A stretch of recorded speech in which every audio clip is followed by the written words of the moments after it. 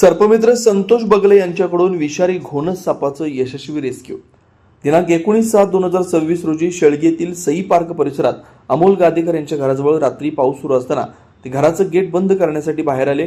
त्यावेळी गेटजवळ त्यांना एक भला मोठा साप दिसून आला आणि तात्काळ ही माहिती केदार बिराजदार यांना दिली। त्यानंतर केदार बिराजदार यांनी सर्पमित्र संतोष बगले यांच्याशी संपर्क साधला। घटनेची माहिती मिळताच सर्पमित्र संतोष बगले काही मिनिटात घटनास्थळी पोहोचले।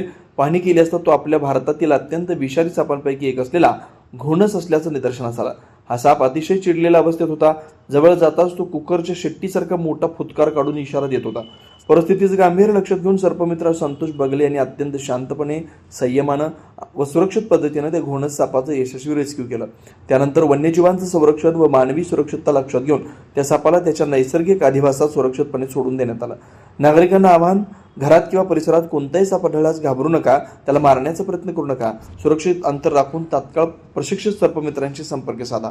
पर्यावरण पूरक, आकर्षक आणि अत्याधुनिक डिझाईनची सायकल आता फक्त ₹2800 मध्ये।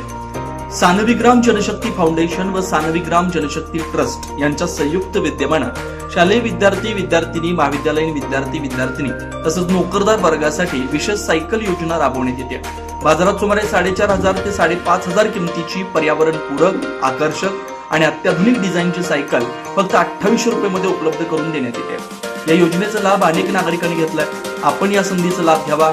महत्त्वाची सूचना, या योजनेसाठी पूर्व नाव नोंदणी आवश्यक आहे। नाव नोंदणी करताना कोणतेही शुल्क आकारलं जाणार नाही। सायकल प्रत्यक्ष स्वीकारताना फक्त ₹2800 भरावे लागतील। या योजनेचा जास्तीत जास्त नागरिकांनी लाभ घ्यावा असं आवाहन समन्वयक व्यंकटेश अमृतम यांनी केलं। नाव नोंदणी व अधिक माहितीसाठी संपर्क प्रथमेश अमृतम 87 33 87 14 43, रमेश नलदास 72 49 63 41 62। जनदर्पण न्यूज चॅनल, मार्कंडेय सोलापूर सहकारी रुग्णालय जवळ, सोलापूर।